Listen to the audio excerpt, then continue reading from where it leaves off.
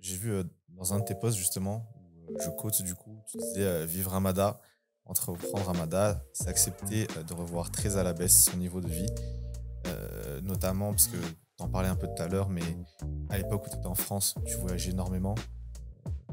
Alors, tu avais sorti un chiffre, je sais pas si c'était 5 fois par. Alors, je sais plus si c'était par an ou par Par mois. semaine.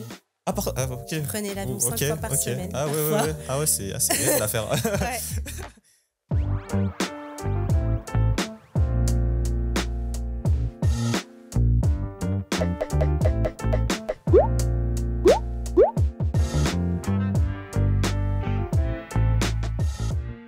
Aujourd'hui, nous avons le plaisir d'accueillir Mamtine Akmansou, fondatrice de la marque Namako.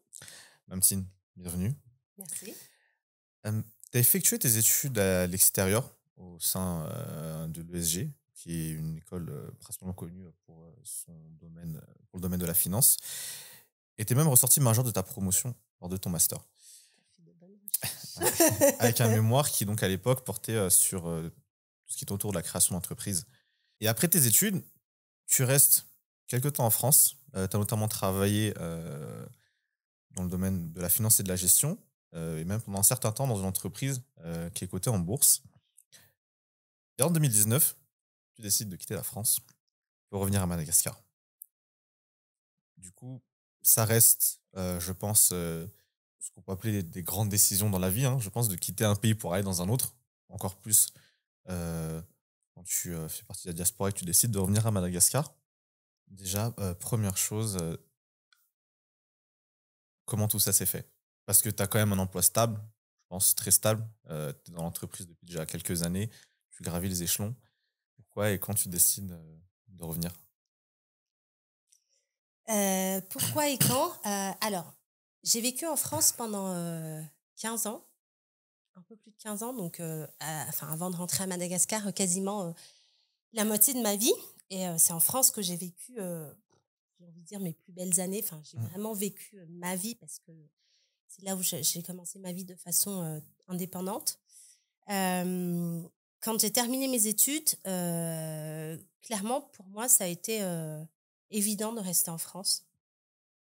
Parce que aussi, quelque part, l'entrée dans le monde professionnel, elle s'est faite un peu toute seule.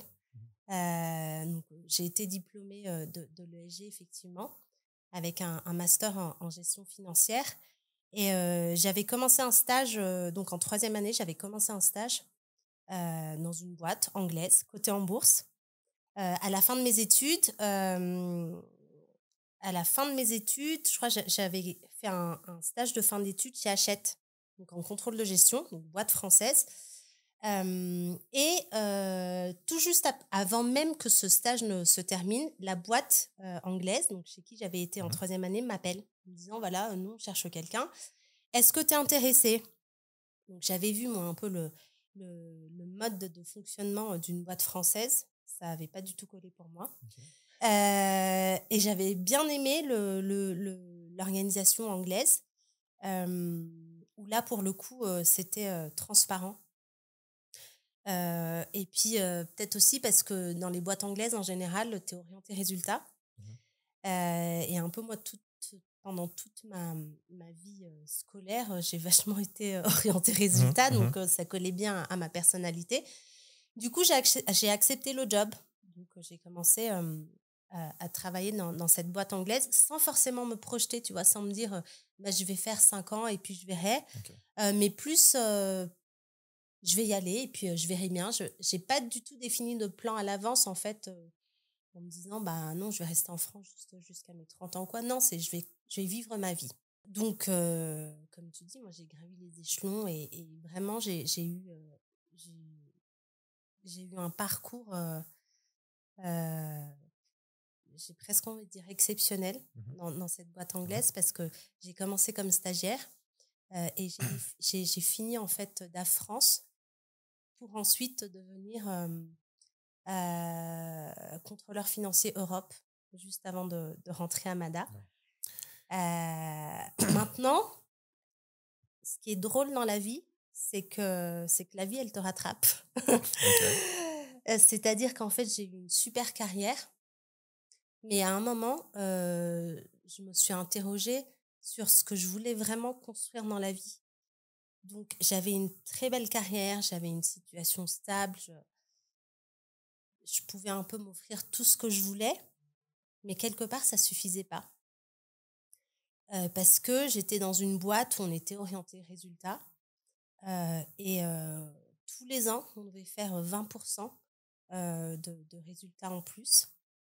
20, Ah ouais. 20% Ouais, de ouais, ouais. résultats en plus. Quand tu es à la tête de la direction financière, c'est beaucoup, beaucoup de pression parce qu'en fait, dans une boîte anglaise, c'est la direction financière qui dirige la boîte. C'est pas le directeur général. Donc, nous, Ok. en gros, on va dessiner un budget qu'on adresse au directeur général pour que lui ensuite établisse un plan pour atteindre du coup les résultats Ok. qu'on lui demande. Ok, Tu d'accord. vois. Ok. Donc on est vraiment dans un Ok, ouais. un process inverse. Et, et au bout de 10 années de carrière dans cette boîte, j'étais exténuée. Exténuée en fait de constamment courir après l'argent parce que se dire que pour faire 20% de résultats, ça veut dire qu'il faut que tu compresses tes coûts. Compresser tes coûts, ça veut dire qu'il faut que tu augmentes la productivité de tes salariés. Et en gros, c'est beaucoup de pression pour tes équipes, mais aussi beaucoup de pression de façon générale en fait dans l'atmosphère dans laquelle tu évolues Mhm. parce que tu oublies l'humain en fait. Mhm. Donc c'était super parce que ça a été très très formateur. Maintenant, au bout de 10 ans, moi j'avais besoin de me rapprocher de l'humain, mais surtout j'avais besoin en fait d'évoluer dans un métier qui est vraiment du sens, qui apporte quelque chose, en fait, j'ai envie de dire au monde. Alors, je ne dis pas que la boîte où j'étais apportait rien, non, parce qu'il y avait quand même 2500 collaborateurs qui vivaient grâce à la boîte, mais j'avais vraiment besoin d'un métier que je pouvais toucher, en fait, où je me disais, là, dans mon action au quotidien, j'ai un impact direct sur quelque chose. Et donc, 2 ans avant de rentrer à Mada, je sais pas, un jour, je me réveille et je me dis, bah, c'est maintenant ou jamais. Donc là, tu es dans ta trentaine, tu n'as pas d'enfant, tu n'as donc pas d'attache. C'est le moment ou jamais de tester, en fait, l'aventure Mada. Parce que tu vas pas attendre d'avoir une famille, d'avoir un crédit immobilier à payer Ouais. et tout, avant de te lancer dans cette aventure. Là, tu as quand même déjà bien vécu, tu as beaucoup voyagé, tu es au top de ta carrière professionnelle, tu as un bagage éducatif et clairement, si ça ne fonctionne pas, Mada, ben, tu peux faire autre chose, tu peux rentrer en France ou aller ailleurs. Donc, c'est maintenant ou jamais. Donc, 2 ans avant de rentrer à Mada, voilà, j'ai cette pensée qui traverse mon esprit. Et elle fait son chemin, donc je la rumine pendant 1 an. Et en 2018, j'en parle à mon chef. Donc mon chef, il tombe des nues, évidemment, parce que en plus, on était dans une période où on changeait de RP. Donc, moi, j'étais la chef de projet Europe du déploiement de l'ERP qui se faisait au niveau mondial. Et en plus, j'étais montée contrôleur financier Europe. Donc, en gros, j'étais en charge de toute la standardisation en fait, de nos process à l'échelle européenne. Donc, de former les équipes, de définir les process, de rédiger les guides d'utilisation, etc. Et si je partais, c'était la fin Parce qu'il y avait un de... vrai challenge là. Voilà, Quoi. quoi. Ouais. C'était un vrai challenge. Donc, mon chef, il tombe les nues. Et il essaie de trouver un deal avec moi en me disant, écoute, si ça te va, on attend fin 2019 pour que tu rentres, voilà, qu'au moins le RP il soit déployé. Mais en parallèle, tu sais, si tu as juste envie de voyager, je peux te placer où tu as envie dans le monde entier. Donc, j'ai eu une offre pour la Nouvelle-Zélande, j'ai eu une offre pour le Japon. Mais non, enfin... Ah ouais, ça suffisait plus quoi en fait. Ça suffisait pas, quoi. Je m'étais dit, ok, enfin, je vais partir ailleurs. Donc, je vais devoir me reconstruire une vie encore.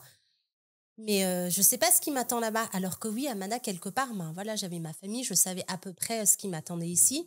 Et je savais surtout l'impact que je pouvais directement générer. Donc non, en fait, non, je veux partir à Mada. Il faut qu'on trouve une issue de secours. Comment on fait? Donc on négocie quasiment pendant 1 an. Et pas de bol. Ou au contraire, chance pour moi. J'ai une autre collègue, guadeloupéenne, qui voulait aussi partir. Donc, ils perdaient en fait ces 2 supports Ah oui. dans la même année. Mais pour nous, ça a été en fait une force de négociation parce qu'on était 2 à partir. Donc, Mhm. c'était 2 contre 1. Bon. Donc, on a négocié tant bien que mal. On a eu une année, en fait, pour du coup trouver nos remplaçants et finir, nous, tout ce qu'on avait à faire pour que derrière, l'équipe, elle puisse continuer de tourner. Donc, on avait tout un plan de continuité qui était en place. Et en parallèle, moi, pendant l'année où voilà, j'étais un peu en transition, je faisais des allers-retours entre Paris et Tana pour tâter le terrain. Donc, j'ai dû faire 4 ou 5 allers-retours dans l'année, histoire de voir vraiment voilà, où est-ce qu'on est, où est-ce que je vais atterrir, est-ce que c'est vraiment possible ou pas. Et puis surtout, si ça ne fonctionne pas, quelle porte de sortie j'ai. Et en même temps, j'avais commencé en fait la construction de mon appart, parce que pour moi, ce n'était pas envisageable de retourner vivre chez mes parents ou d'être en location ou quoi, mais au moins de me dire, voilà, j'ai un vrai pied-à-terre si jamais quelque chose se passe mal. Donc, on finit l'appart. Et puis l'appart, quelque part, ça a été en fait mon premier chantier. Donc, ça a été le premier projet de conception, aménagement, ameublement. Et ça m'a permis de mettre un pied, du coup, dans l'écosystème malgache, de voir voilà, comment est-ce qu'on travaille avec les ouvriers, les points sur lesquels on doit être vigilant, le coût que ça représente aussi d'aménager donc telle surface, où trouver les ressources, les matières premières, etc.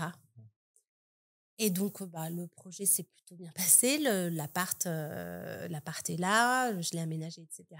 Et donc, à la signature de ma rupture conventionnelle, 2 semaines plus tard, je plie bagage et je rentre à Mada. Wow. Ouais, c'est une sacrée aventure. Est-ce qu'à un moment, tu as eu des. Quand tu faisais tes voyages, tes allers-retours, malgré le fait que tu étais en train de construire, est-ce qu'à un moment, tu as quand même eu des doutes et tu t'es dit, finalement, peut-être que, je sais pas, je me précipite un peu trop, finalement, c'est pas fait pour moi? Ou est-ce qu'au final, vu que tu étais fixé depuis déjà un certain moment, que tu allais rentrer, ben, tu es resté sur ce cap et peu importe ce qui va. Je suis restée sur ce cap. Ouais. Je suis restée sur ce cap. Alors, j'avoue, ça a été facile pour moi parce qu'encore une fois, je m'étais dit, si ça ne fonctionne pas, je peux rentrer vivre en France. J'ai eu un boss hyper compréhensif et hyper encourageant qui m'a dit, si tu as envie de revenir, les portes te sont ouvertes, on te prend, tu vois. Donc, doute ou pas, je me suis dit, je fonce, je me donne 2 ans et on verra bien. Parce qu'on en parlait avec une des invités qu'on a eu récemment, et elle disait que rentrer à Mada, c'était pas pour tout le monde. Est-ce que toi, tu es de cet avis-là, ou est-ce que tu as une opinion peut-être différente sur la question? Euh, C'est difficile à dire. Je dirais pas rentrer à Mada, c'est pas pour tout le monde, mais je dirais de façon générale, Mada, c'est pas pour tout le monde. Que tu aies vécu à l'étranger ou pas. Maintenant, c'est sûr, quand tu as vécu longtemps à l'étranger, donc pour ma part, 15 ans, l'acculturation est beaucoup plus difficile. Moi, pour te dire, j'ai mis 2 ans avant de me sentir un peu bien. Alors aujourd'hui, est-ce que je suis heureuse d'être à Mada dans sa globalité? Oui et non.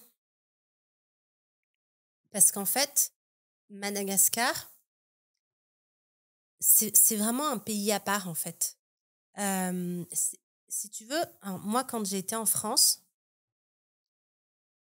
j'avais cette liberté folle, en fait, un truc tout bête, par exemple, mais je pouvais marcher dans la rue en mini-jupe.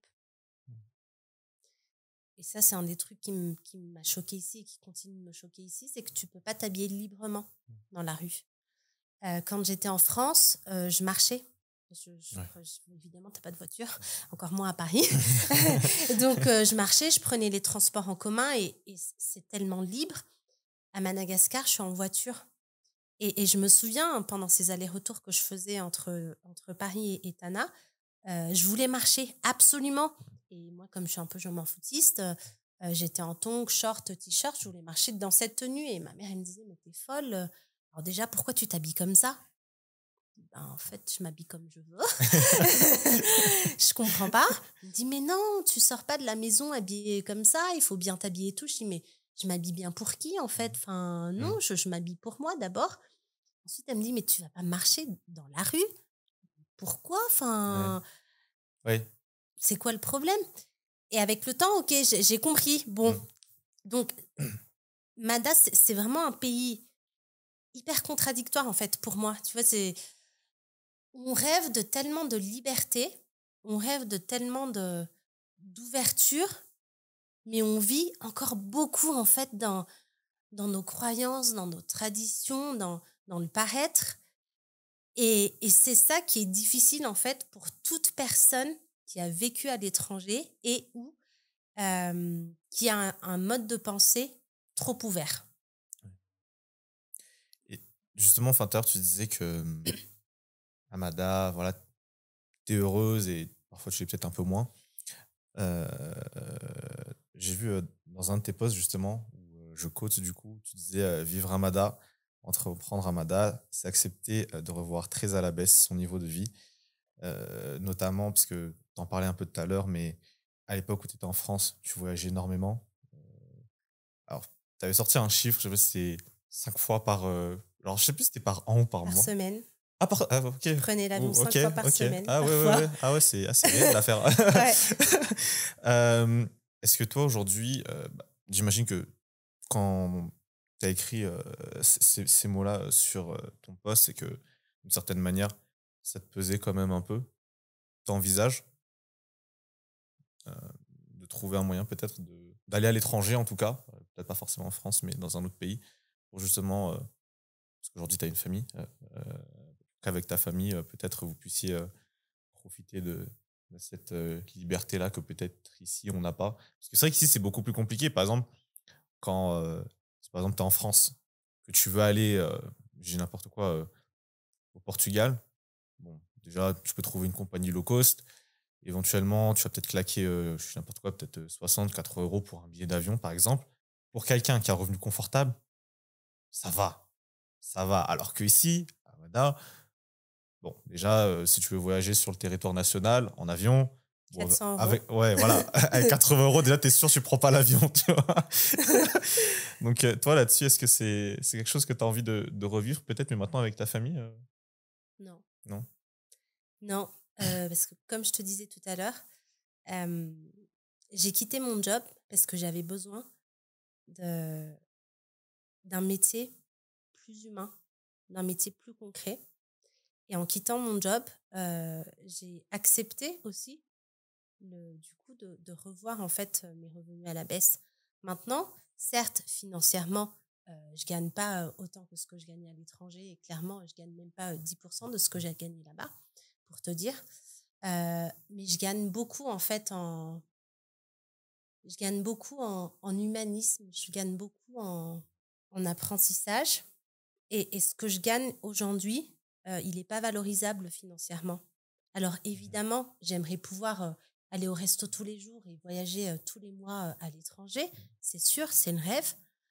Maintenant, j'ai aussi cette responsabilité familiale, qui est ma fille en l'occurrence. Et, euh, et avec mon mari, on est très en ligne là-dessus. C'est que on est d'accord de dire qu'en fait, le patrimoine, l'héritage que tu peux laisser à tes enfants et qu'elle gardera toute sa vie, ce sont les valeurs et l'éducation. Et tant qu'elle sera armée de ces deux éléments, pour nous, on aura déjà accompli mais quelque chose de grandiose. Bien sûr, je ne travaille pas gratuitement ou Ouais, etc. ouais. Évidemment, on voudrait aussi laisser un patrimoine matériel à notre enfant. Maintenant, le but pour nous, c'est pas de l'obliger à faire ce qu'on fait aujourd'hui et encore moins de lui démontrer que bah, si tu n'as pas d'argent, tu n'es rien. Non, on veut surtout, en fait, nous, la pousser pour qu'elle construise sa vie comme elle a envie et qu'elle puisse, en fait, rêver à ce qu'elle veut sans lui mettre de limites et lui dire que tout est réalisable. et que c'est pas qu'une question d'argent. Ouais, ouais. C'est que j'ai vu d'ailleurs récemment que tu participais à un atelier sur le thème de être mère et briser des injonctions. Est-ce que tu peux un peu plus en parler? Parce que j'ai vu que tu postais pas mal dessus. Évidemment, l'éducation et l'épanouissement de ta fille, c'est quelque chose qui te tient vraiment beaucoup à cœur. Pendant ces séances que vous avez, vous parlez de quoi? Alors, on parle de la maternité de façon générale, mais surtout en fait de la façon dont on peut vivre la maternité à Madagascar comme on le voudrait. Alors un jour, peut-être, quand tu voudras avoir des enfants ou pas, c'est pas une Mhm. obligation. Mais si tu vis cette aventure, peut-être que tu seras confronté voilà, des croyances, des injonctions venant de la société. Et enfin, c'est ce dont on parle en fait pendant ces talks, où en gros, euh, on essaie de construire la maternité comme on le voit, de se dire, c'est pas à la société de nous dire comment élever nos enfants, et encore moins comment est-ce que nous, mères, on devrait être.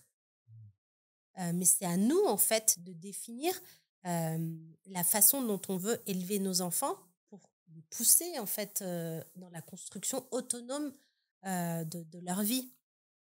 Donc, des injonctions dont on parlait, par exemple, c'était euh, quand t'es mère, enfin, quand t'es nouvelle maman, donc premier enfant, ou même second, troisième, enfin, qu'importe, que ton enfant, ton bébé, il vient de naître et tout, c'est hyper difficile parce qu'il se réveille tout le temps.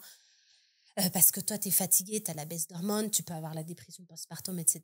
Et que moi, je leur racontais, bah, moi, ouais, ça a été, les 3 premiers mois, ça a été très, très dur parce que non seulement bah, je découvrais tout juste ce que c'était d'élever un enfant, mais en plus, avec mon mari, on découvrait ce que c'était que d'être parent. Mhm. Et en plus, nous, on a continué à travailler parce Ouais. qu'on est tous les deux entrepreneurs.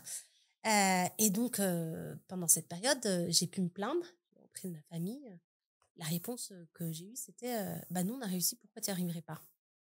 Et c'est pas C'est forcément en fait la réponse que tu as envie d'entendre. c'est pas très encourageant non plus, quoi. C'est Donc, pas encourageant. Et pourtant, c'est comme ça que ça fonctionne pour beaucoup de mères ici.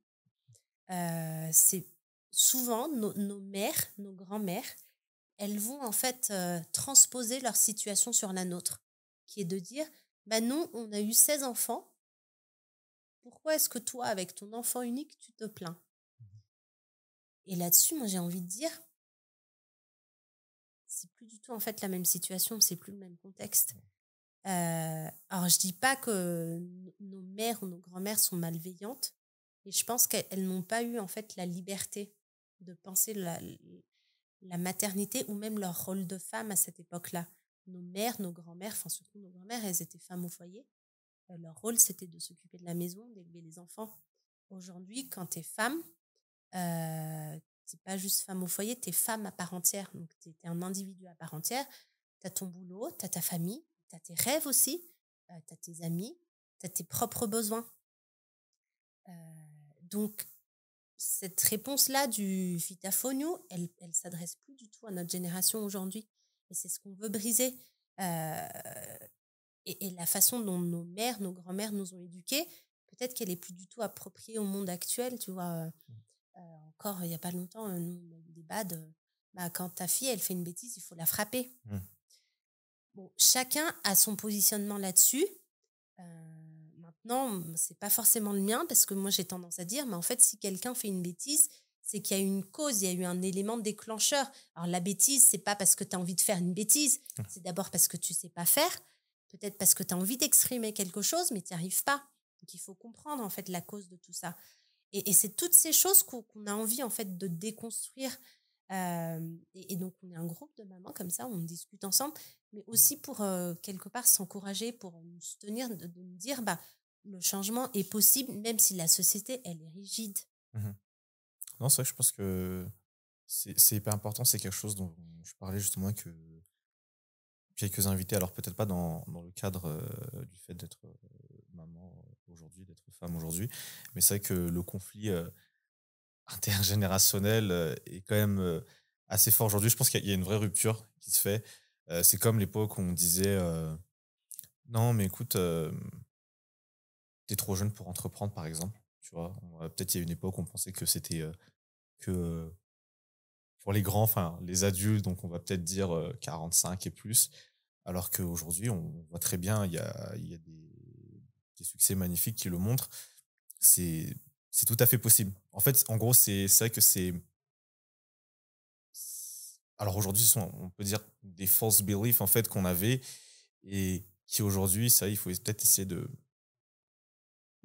s'en détacher. Mais je pense que ce qui est bien justement que ce que ce que vous faites, c'est que voilà, là vous êtes en groupe parce que je pense que quand tu es tout seul, c'est sûr que c'est un petit peu difficile parce que du coup, bah, bon, se parler à soi-même, je dis pas que c'est mal, mais c'est sûr que c'est toujours mieux parce qu'on est des êtres sociaux quand on se sent compris et soutenu par d'autres personnes qui vivent et qui comprennent la situation dans laquelle tu es en fait. Donc ouais, vraiment, je trouve que c'est une super démarche. Et j'encourage vraiment d'ailleurs à aller suivre ce qui se fait justement, toi qui m'as les autres initiatives qui existent pour toutes celles qui sont dans cette aventure aujourd'hui. Du coup. Euh, alors, Namako, si je dis pas de bêtises, c'est ta deuxième aventure entrepreneuriale parce que tu avais créé un site internet qui s'appelait Dog Finance en 2009, qui est un site de recrutement et réseau professionnel dédié au métier de la finance, normal vu que c'est ce que tu avais étudié. Euh, Vu que c'était ta première aventure, je voulais d'abord qu'on en parle un petit peu, peut-être que tu nous racontes comment ça s'est fait. Et d'autant qu'aujourd'hui, c'est un site qui est toujours actif, mais sur ton profil LinkedIn, on voit que bon, il n'y a plus la mention jusqu'à aujourd'hui, quoi, tu vois, ou jusqu'à ce jour. Donc, évidemment, tu peux un peu nous en parler, genre comment vous l'avez créé, avec qui, comment tu as quitté au final la boîte. D'accord. Donc en deuxième année d'études, je rejoins en fait l'association de finance donc, de mon école. Et, euh, et très vite, je deviens vice-présidente de l'association. L'association de finance avait pour objectif en fait de- d'organiser des rencontres entre recruteurs et étudiants, donc pour en gros que les étudiants de l'école le trouvent un stage ou leur premier job, etc. Mais aussi d'enseigner la finance de façon un peu plus ludique Mhm. aux étudiants. Et puis on boursicotait un peu aussi. Ah, Ouais, intéressant. oui. Et donc, on avait, je sais plus, je crois que c'était 50 € en fait de cotisation par an par étudiant. Donc, ça dépendait du nombre de membres qu'on avait. Et grosso modo, on devait avoir un budget de 5 000 € par an. Bon, à 5 000 €, on ne faisait pas grand-chose. Du coup, entre bureaux de l'association, on s'est dit, bah, on va lever des fonds. Voilà, on va trouver des fonds à l'extérieur pour organiser plus d'événements. Parce qu'il y avait une espèce de concours entre les associations, parce qu'on a envie d'être les meilleurs. Ok. On était toujours à fond dans le... Ouais. Ah ouais. faut qu'on soit les meilleurs, ouais. Et on a réussi à lever 50 000 €. Donc, en troisième année, on a levé 50 000 € et on a organisé des événements. On a même édité des livres. On a organisé des concours de boursicotage. Et on a organisé un voyage d'études à Londres pour visiter la bourse. Ah bon, ok. Trop bien. Donc, ouais, on a été élus super asso de l'année. C'était génial. Et pour nous, ça suffisait pas. Ouais. En finance, ils veulent toujours plus. Hein. En finance, on veut toujours plus. C'est ça. Ça suffisait pas. Donc, on s'est dit, on a réussi à reconstruire un super réseau. On a levé 50 000 €. Bah, allez, on va lancer un site, voilà, un réseau professionnel de financiers. On va rendre ce truc, en fait, professionnel. Mhm. Donc, on monte notre business plan. On ébauche le site. On trouve un développeur et tout qui nous fait un devis. On avait besoin de 50 000 € pour la première version du site, mais il fallait encore plein d'autres fonctionnalités, etc. Et puis, faire connaître le site, trouver un local, machin. Et donc, on se dit, bah, on va trouver des investisseurs. Donc, on était 3 potes. Donc, 3 potes, en fait, même promo. Euh, on construit le dossier et tout, et on va taper à la porte des banques. Et comme tu dis, réponse à la malgache, vous êtes trop jeune. Ah, mince. Mince, on est Comme quoi, ce trop jeune. problème, il n'existe Ah oui, pas qu'à il est Malaga. universel. Vous êtes trop jeune, ça va pas le faire. Et puis, votre truc, il n'est pas viable parce que il y a déjà Viadeo. Donc, à l'époque, c'était Viadeo. Bon, on se prend une claque et puis on se dit, bah non, quand même, nous, on y croit parce que Viadeo n'est pas spécialisé en finance. Alors qu'on était dans l'ère où les métiers de la finance étaient hyper à la mode. Tout le monde avait envie d'être trader. Les métiers d'expertise comptable étaient en hausse. Contrôleurs de gestion, ils étaient hyper bien salariés. Donc, on s'est dit, il faut qu'on pousse le truc. Donc, on a fait appel à des business angels. Et là, on a mis, je crois, grosso modo, 200 000 € sur la table. Ça nous a permis de financer le site. Et on prend nos premiers bureaux. Donc, je ne sais plus, c'était un local qui devait faire à peine 10 mètres carrés dans le 9e, chambre de bonne, 6e étage sans ascenseur. On était 6 là-dedans. et on ne touchait pas de salaire. Mais il fallait qu'on paie nos stagiaires. Parce que du coup, on était 3, nous, associés. Mais il nous fallait des stagiaires en plus pour tourner la boîte parce qu'il fallait créer du contenu, etc. Et donc, en parallèle, comme un des associés, en fait, il savait créer des sites Internet, on s'est dit, pour trouver des revenus de façon temporaire, on va aussi développer des sites Internet. Ok. Donc, diversification. Voilà, diversification à fond parce qu'il fallait payer les charges. Ça a duré à peu près 6 mois, je crois, la création de sites Internet. Ça nous a permis de payer le loyer, au moins. Et puis, les 6 mois, en fait, nous ont permis de vraiment tester le site et puis de commencer à trouver, en fait, les partenaires avec lesquels on pouvait travailler. Parce que l'idée, donc, c'était de créer toute une masse de données, en fait, d'inscrits, de les mettre en relation. Et pour les mettre en relation, donc, on créait des événements. Donc, c'était des after-work autour d'une thématique ou alors une boîte qui voulait embaucher des stagiaires, etc. Et tout ça, il fallait le financer parce qu'il fallait trouver le lieu, organiser le cocktail, machin. Et puis, aller au rendez-vous client, ça coûte de l'argent parce que le DRH, il faut que tu l'invites au resto, tu bois un verre avec lui. Enfin, voilà. Il fallait s'acheter des costumes. Bref, tout un tas de trucs. Mais au bout de 6 mois, ça a commencé à tourner. Et le site, il s'est lancé d'abord, en fait, grâce à la vente d'espaces publicitaires. Donc, c'était des boîtes qui embauchaient. Donc, on publiait des offres d'emploi.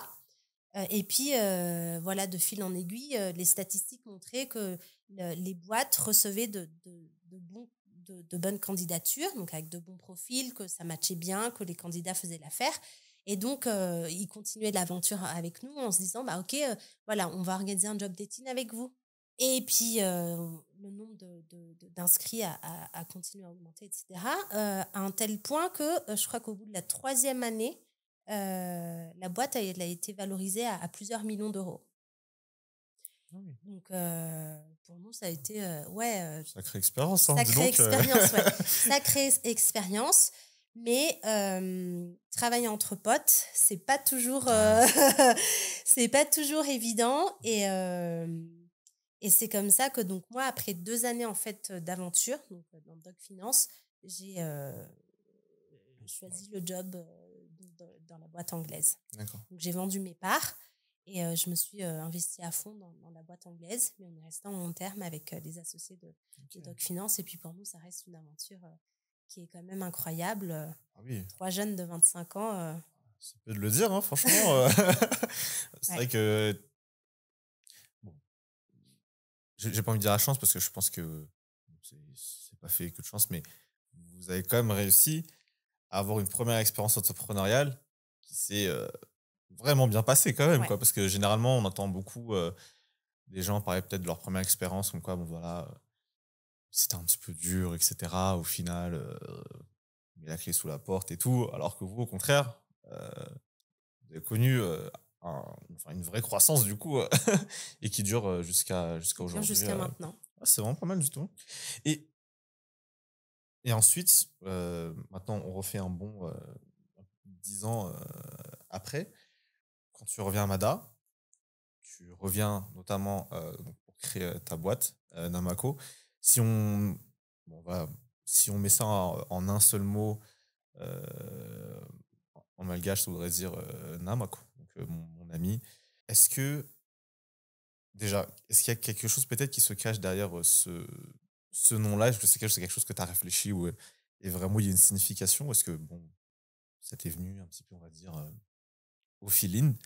Et deuxièmement, est-ce que quand tu montes ta boîte à ce moment-là, sachant que c'est un autre écosystème du coup, c'est un tout autre business, et donc c'est rien ça a rien à voir avec peut-être les sites de recrutement, et c'est pas non plus une entreprise qui est spécialisée dans la finance ou quoi. Comment toi, t'es arrivé à choisir ce domaine d'activité-là que tu as choisi à la base?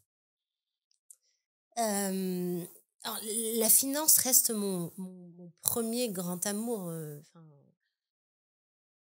Aujourd'hui, en tant qu'entrepreneur, je me dis j'ai beaucoup de chance en fait d'avoir étudié la finance, Ouais. d'avoir exercé dans la finance parce que ça me permet aujourd'hui de maîtriser mes chiffres. Et clairement, si tu es entrepreneur, que tu te lances là-dedans, il faut d'abord que tu Ah saches en oui, fait où tu oui, vas, oui. combien ça va te coûter, combien il faut que tu rentres. C'est la base. Donc, clairement, là-dessus, ouais, j'ai beaucoup de chance. Alors, quand tu rentrais à Madagascar, beaucoup m'ont demandé, mais pourquoi est-ce que tu te trouves pas un job en local, en finance? Et je m'étais dit, attends, si je suis partie, c'est pas pour revenir là-dedans. Ouais. Et surtout, euh, j'ai vu comment ça fonctionne à l'étranger dans une boîte anglaise. Je sais qu'à Madagascar, majoritairement, on a des boîtes françaises. Donc, moi, évoluer dans une boîte française en tant que DAF, je me suis dit, j'ai peur que ça ne matche pas. Parce que, clairement, moi, au boulot, je suis orientée résultat. Et c'est peut-être horrible à dire, mais tu me demandais management de confiance ou police. Mhm. Moi, c'est à fond management de confiance parce que je suis focus résultat. Et je sais qu'à Madagascar, voilà. Donc, c'était pas envisageable pour moi, à moins de bosser pour une boîte anglaise. Maintenant, j'ai été approchée par une grosse boîte locale à Madagascar. Mais dans la première semaine où j'ai atterri à Madagascar, j'ai Ah été oui. approchée. Et j'ai eu beaucoup de mal, c'est vrai, Mm. à dire non. Mais j'ai gardé en tête le pourquoi tu es rentrée à Madagascar. Donc, si tu reviens maintenant dans la finance, tu ne te lanceras jamais dans l'aventure pour laquelle en fait tu es rentrée. Donc ça, c'était la première chose, c'était non. La finance, on va mettre de côté. Toujours est-il que pendant la première année, grosso modo, où je suis à Mada, je suis approchée par une grosse boîte anglaise, je suis approchée par un cabinet d'audit, je suis approchée par des boîtes à la Réunion. Ouais. Donc ouais, ça... Il y a des opportunités, Il y a quoi. des opportunités, mais il a fallu vraiment rester focus en fait sur le pourquoi est-ce que tu es rentrée à Mada. J'ai eu 1 an, voire 2 ans même pour réfléchir à ce projet, à Namako. Et dans l'idée, en fait, c'est je me lance à Mada, mais il faut que je me lance avec quelqu'un parce que je ne connais pas l'écosystème, parce que ça faisait trop longtemps que je n'avais pas vécu à Mada. Et donc, je me suis lancée au début avec ma sœur. Donc, Namako, en fait, c'est N-A pour Nati, M-A pour Mantine, et K-C-O parce que ma sœur, elle avait déjà une marque de vêtements qui s'appelait K-C-O. Et Ok, donc, ok. on a regroupé les 3 sigles, enfin ce que tu veux, Ouais. pour avoir Namako. Et puis Namako, parce que oui, en malgache, ça, tu dis Namako. Mm. Et c'était vraiment tout l'esprit en fait de Namako. C'est on veut créer des vêtements euh, pour accompagner les femmes en fait dans les montagnes russes de sa vie quotidienne. On veut être là pour elle, on veut des vêtements confortables, des vêtements qui respectent sa peau, des vêtements qui la mettent en valeur, etc. Et pareil pour les meubles, on veut fabriquer des meubles qui soient fonctionnels, optimum et design pour l'usage quotidien, mais qui soient respectueux de votre bien-être parce que écologique et donc non nocif pour la santé, mais aussi respectueux de l'environnement en général. Tu parlais justement du fait que tu voulais voilà, créer des habits qui respectaient la peau, justement. Parce que toi-même, justement, tu as la peau sensible Ouais, à la base, c'est ce que j'ai cru comprendre. Et en fait, ça vient quand même aussi d'un besoin personnel parce bien que sûr. tu faisais le tour peut-être et tu t'es rendu compte qu'il n'y avait pas grand-chose adapté pour toi, en fait. Et que tu t'es probablement dit, bah, je suis peut-être pas la seule, en fait, si ça se trouve. Et donc, c'est là où tu as vu une opportunité, j'imagine, intéressante. Aujourd'hui, on en parlait un petit peu tout à l'heure avant qu'on débute ce podcast. Il y a eu une période où, alors je dirais peut-être que c'est pas une période de doute, mais on va dire que c'est une période où il y a beaucoup de réflexions, beaucoup de choses qui passent dans l'esprit d'un entrepreneur. C'est parce que tu as un peu, on va dire, restructuré tes activités, ou tout du moins les process qu'il y a en interne. Est-ce que tu peux nous parler un petit peu de cette période-là? Qu'est-ce qui t'a amené déjà à apporter ces changements et où est-ce que ça t'a mené aujourd'hui? Alors, donc, Namako, officieusement, Namako s'est créé en début 2020. Donc, je suis rentrée en juillet 2019. J'ai fait mes premiers achats en septembre 2019, mais on a vraiment lancé l'activité donc officieusement janvier 2020. Et en 2021, on connaît j'ai pas envie de dire une explosion, mais en tout cas, on reçoit plus de commandes que ce qu'on avait prévu. Donc, en 2021, on rembourse en fait la totalité de notre investissement initial et on fait 36% de résultats nets. Donc, super. Ah ouais. En tant que financière, je me dis c'est super. En fait, moi, j'avais prévu 3 ans pour tout rembourser. Et en fait, non. Grosso modo, en 1 an et demi, on a tout remboursé. C'est super. Sauf que, comme ce que je te disais justement avant le podcast, c'est qu'on ne s'attendait pas à ça. Donc, en fait, on a connu une croissance trop importante, trop rapidement. Et on n'avait pas la structure adéquate pour absorber donc, le volume. Ce qui fait qu'en 2022, on n'est plus en mesure, en fait, de produire selon nos propres exigences. Donc, on va avoir des retours qui sont beaucoup plus importants, vraiment de façon hyper transparente, j'en parle. On va avoir des retours sur nos meubles plus importants. Et on s'interroge, on se demande, mais comment c'est possible alors qu'en 2021, tout se passait super bien. On remplissait nos carnets de commandes. Et là, d'un coup, voilà, quand on va faire un lit, il y a un truc qui ne va pas sur le lit.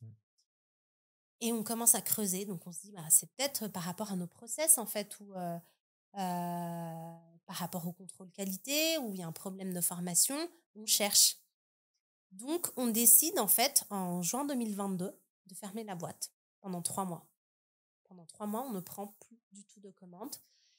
Et là, on s'est focus sur les process. Donc, on a reformé complètement tous nos artisans, donc que ce soit en fait l'atelier de meubles et l'atelier de couture. Donc, on les a tous reformés parce qu'en fait, tu t'aperçois aujourd'hui, en tout cas à Madagascar, dans les métiers de l'artisanat, c'est qu'on manque de standards. Et c'est probablement la raison pour laquelle, quand tu es à l'étranger, que tu vas acheter du Vita Malagas, tu te dis c'est de mauvaise qualité. Parce qu'on n'a pas de standards. Donc, en l'occurrence, nos couturières, par exemple, quand on les avait embauchées au début, quand on lui dit, ben voilà, dessine un patron voilà, d'une chemise en taille S, ben, son taille S à elle, c'est un autre taille S, Ouais, quoi. ouais. Donc, on a tout remis à plat, on a redéfini tous nos standards. Donc, on s'est dit, voilà, nous, Namako, on va prendre les standards européens pour les tailles. Côté meubles, bah, quand on va fabriquer une table, par exemple, bah, il faut qu'on se dise que pour découper un angle droit, bah, on doit utiliser une équerre. Alors que le menuisier classique, lui, il va te faire ça en diagonale. Mhm. Ce qui fait qu'en fait, le truc, il va être un peu bancal. On a revu tout ça. On a vachement processé. Donc, en gros, par exemple, aujourd'hui, à l'atelier de couture, je vais dessiner un vêtement. Le vêtement, il va être prototypé avant d'être lancé en production. Donc, on fait 1, 2, 3, 4, 5 prototypes jusqu'à ce que le prototype il soit vraiment concluant. Une fois que le prototype est validé, on va rédiger une fiche technique. La fiche technique est définie. Pour ce vêtement, il faut tant de mètres de tissu, il faut découper de cette façon, donc à l'horizontale ou à la verticale. Il faut tant de mètres de fil, il faut tant d'accessoires. Au niveau des finitions, c'est, je sais pas, 0,5 cm pour l'ourlet, etc.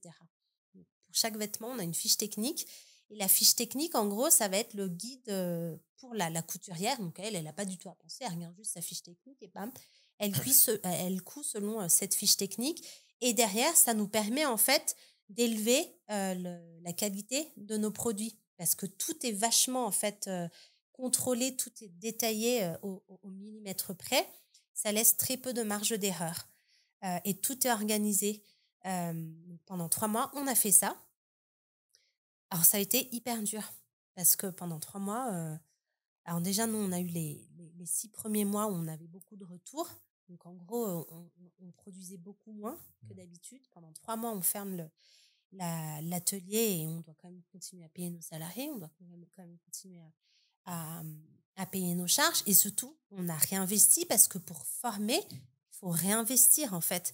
C'est-à-dire que pour faire des prototypes, ça a un coût. Il faut que tu achètes les matières premières, etc. Et c'est des prototypes que tu ne pourras pas vendre. Et puis surtout, on a essayé en fait pendant cette période de fermeture de créer un middle management. Parce que ce qui se passait, c'est que on est monté très vite en fait à 20 salariés, mais grosso modo, c'était 15 artisans et 5 personnes en back-office, donc pour tout le support, donc en gros, pour gérer toute la logistique, la prise de commande, le service client, les ventes, enfin tout ça, c'était que 5 personnes, sachant qu'on a 2 activités. Et moi, dans tout ça, je devais en plus gérer la créa. Donc au bout d'un moment, tu t'essouffles, tu te dis non, il me faut quelqu'un en middle management pour que moi, je me concentre davantage en fait sur la créa et la stratégie. Et que la personne en middle management, elle se concentre sur toute la production. Donc, en septembre, on embauche quelqu'un. On commence à construire un organigramme qui paraît un peu fluide et on se dit, avec cet organigramme, on va pouvoir se développer. Et en même temps, on intègre le programme SCAC de l'ambassade de France qui justement avait pour thématique en fait en 2022 de grandir. Donc, nous, on était vraiment dans cette optique-là, on veut grandir. Parce que jusque-là, on servait les clients particuliers sur les meubles. Maintenant, on voulait servir les clients professionnels, donc les entreprises, et on voulait vraiment grandir. Et donc, le SCAC était une réelle opportunité pour nous parce que le SCAC, en fait, nous a permis de former nos équipes en back-office, donc sur je dis n'importe quoi, sur la compta, sur le marketing, comment on gère les réseaux sociaux, etc. Donc ça, c'était super parce que à nous, c'était un coût en moins en fait de formation. Et surtout que comme on venait de structurer les équipes en back-office, c'était servi sur un plateau d'argent. Et je recrute donc quelqu'un pour me seconder, mais ça ne le fait pas du tout. Ça ne le fait pas du tout. Alors, je pense, je dirais même pas que c'est une difficulté, mais je pense que c'est la claque que je me suis prise en fait en rentrant à Mada. C'est vraiment par rapport au recrutement. Et je pense que beaucoup d'entrepreneurs et d'entreprises de façon générale font face à cette c'est pas une difficulté, mais à cette réalité. C'est que c'est quasi impossible de trouver le candidat en fait qui peut répondre à ta fiche de poste. Donc nous on a tout essayé, hein. Les étudiants en master qui sortent des différentes grandes écoles, etc. Le premier truc, c'est qu'ils ne parlaient pas français. Et pour nous, ce n'était pas possible parce que 90% de notre clientèle, elle est expatriée. Donc là-dessus, pas de possibilité.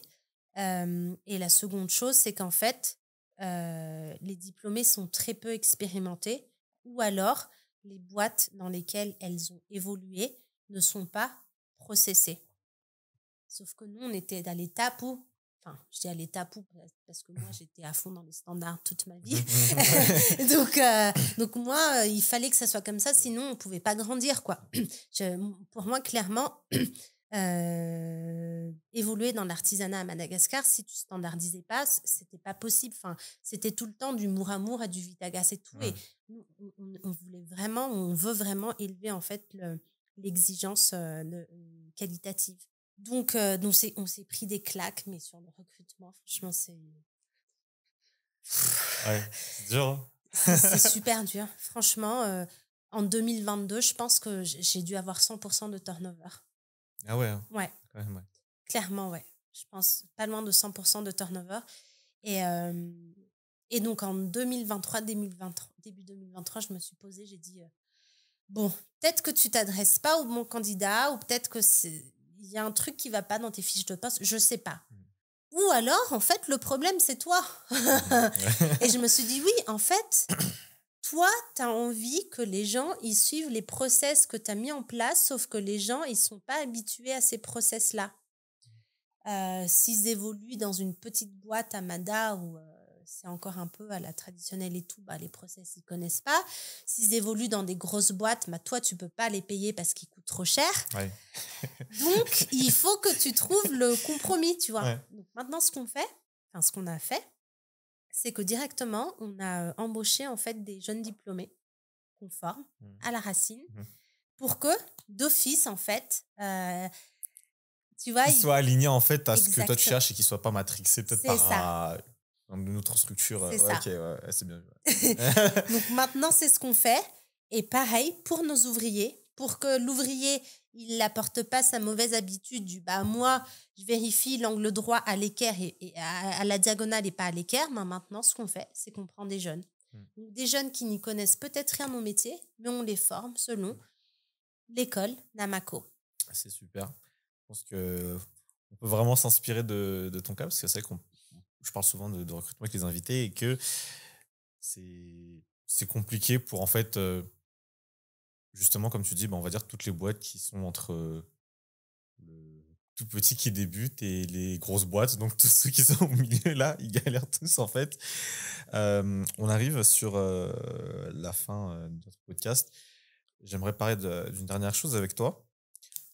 Tu as notamment récemment participé au Startup Weekend à Antananarivo. Je voulais savoir qu'est-ce que tu leur as partagé justement à ces start-upers, à ces jeunes entreprises en phase de croissance que tu pourrais peut-être nous partager aujourd'hui et que ça pourrait servir à tous ceux qui un jour souhaitent se lancer dans le business. La première chose que je leur ai partagée et que j'ai envie de partager à tout le monde, c'est d'abord que l'entrepreneuriat n'est pas fait pour tout le monde. Alors, moi, je suis émerveillée de constater à quel point à Madagascar, on encourage l'entrepreneuriat. Alors, je le comprends, c'est une réalité économique. On manque d'emplois à Madagascar, donc il faut qu'on se crée nos propres emplois. Maintenant, on n'a pas tous la capacité d'entreprendre. Je ne le dis pas que je l'ai, mais en tout cas, c'est pas fait pour tout le monde. Donc ça, c'est la première chose. La seconde chose, c'est que en leur parlant de Namako, et tu le sais, nous, on se positionne vraiment comme une enseigne responsable, par réelle conviction. Donc, ce que je leur ai partagé, c'est l'aventure Namako. Par où est-ce qu'on est passé, comment on a commencé, où on en est aujourd'hui, qu'est-ce qu'on envisage pour demain, pourquoi on le fait. Et c'est de leur dire en fait qu'on peut clairement concilier enjeux économiques et enjeux responsables. Parce que faire de l'argent, c'est bien. Et il faut faire de l'argent. C'est pas moi qui vais dire le contraire. Il faut clairement faire de l'argent. Mais à Madagascar, plus qu'ailleurs, faire de l'argent proprement, donc quand je dis proprement, c'est en respectant en fait l'environnement global, c'est fondamental.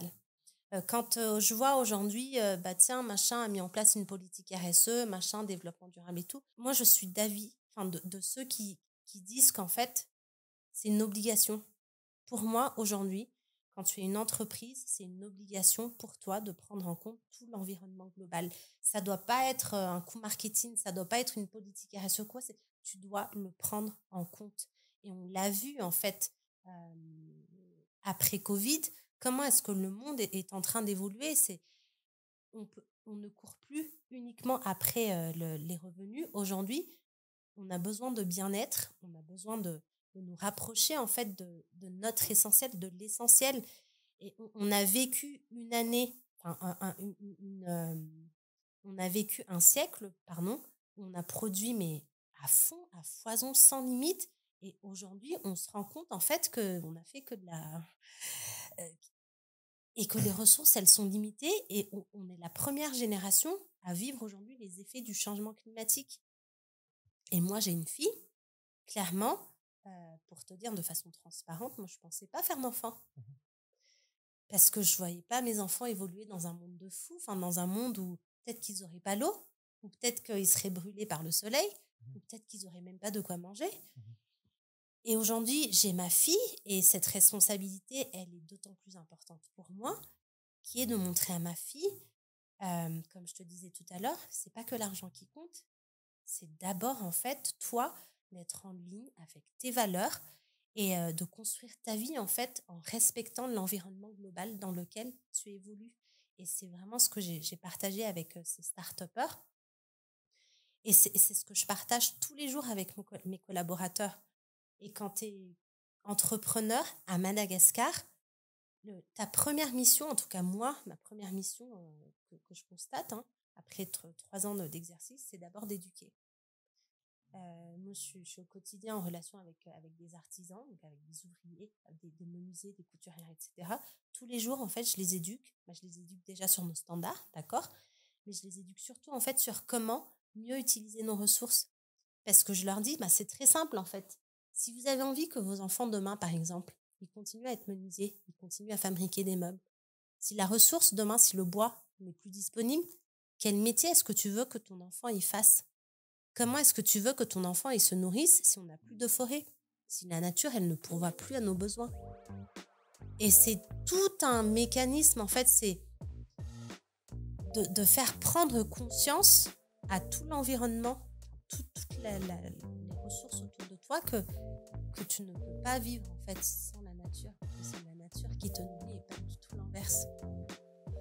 Et c'est presque une découverte pour les gens aujourd'hui. C'est une prise de conscience.